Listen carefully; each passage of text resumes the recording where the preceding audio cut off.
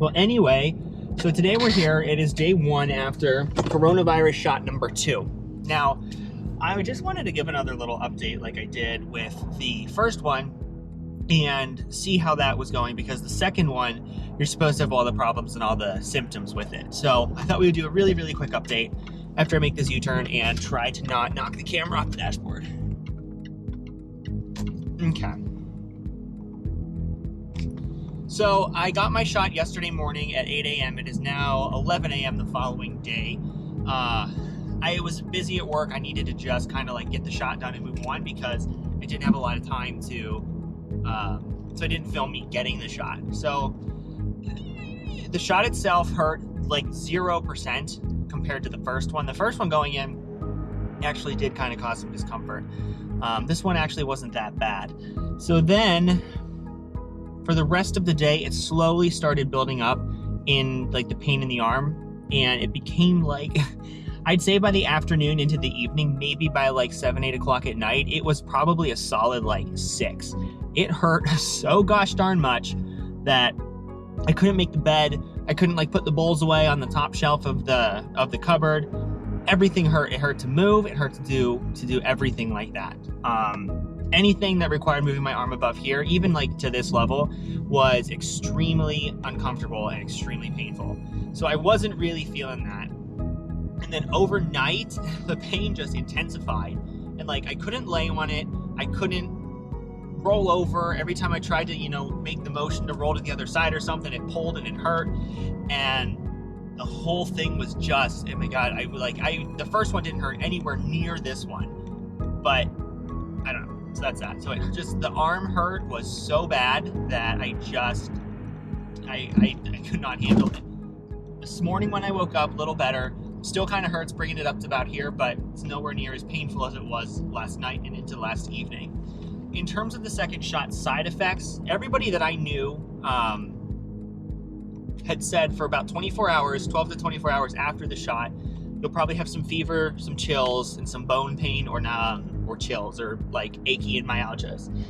So far I've had none of that. I had a little bit of it yesterday afternoon, but I think that was more because I was dehydrated and bottomed out, which is why I'm trying to drink a lot of water today to make sure that it doesn't happen again. So that's that. The second shot hurt more going into the arm. I personally don't have any side effects as of right now, but we'll check in on day 2 and we'll see how this 24 hours goes and update from there. All right, so we can completely ignore everything I said a little bit ago. I have had nothing but, I bottomed out. I have had nothing but chills and some body aches and fatigue for the past couple of hours. But so I think that I finally am having that reaction that everybody's talking about. But whatever, it's really not that mild. It's not that bad. It's pretty mild. I think I can end up just probably taking some Tylenol and being okay. I'm hoping by later tonight I can like go to sleep early. It's about like 3:30 in the afternoon now, and I feel like garbage. I got the notes from earlier today to finish up. Jumped into a sweatshirt because I'm chilled and cold, and hopefully within the next half hour as my Tylenol kicks in, I'll be able to finish up and just be okay. Okay, so today is day 5 after receiving my second dose of my coronavirus vaccine. And honestly, days 3.5 and 4 were all completely unremarkable too. There was no symptoms or anything. Arm pain went away, and I had no more of the chills and the body aches that I had on day 2. So really, overall, kind of an unremarkable vaccine, other than feeling like I got punched in the arm for a few days from both of them. The rest of it was all pretty well handled. So I still am happy that I was able to get it. I still would recommend that once your tier is available to get it yourself. It's a very minimal, very mild shot, very mild side effects or anything like that. That would outweigh the risk of being on a mechanical ventilator or something like that if you get sick enough to be hospitalized. The immunity doesn't really kick in until about 30 days out, so I'm still not like ready to jump on a plane or like see a bunch of people or demask or gown or anything, or start seeing people without the maximal amount of protection.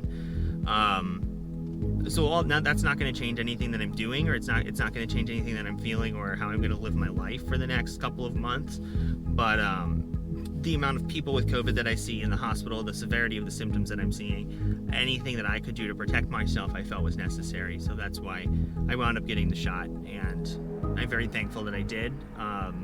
We're going to sort of see how it goes, how this pandemic pans out, because I don't see it getting super better in the next couple of months. But I think as we start rolling out a vaccine program, and more people get it, and more people die from it, and more people get vaccinated, that we can kind of move through it. I wanted to hopefully think that we'll get through it with minimal casualties, but the people that I'm seeing coming in are still getting very, very sick and still struggling to make it. So I don't think the severity of the infection is changing at all. It's just we're a little bit more vaccinated, and we're a little bit more educated on what works and what doesn't work. So other than that, I look forward to the next video where we'll see what I want to talk about, whether it's COVID related, hospitalist related, or just me vlogging my life. People care. That's about it. So, all right, till next time.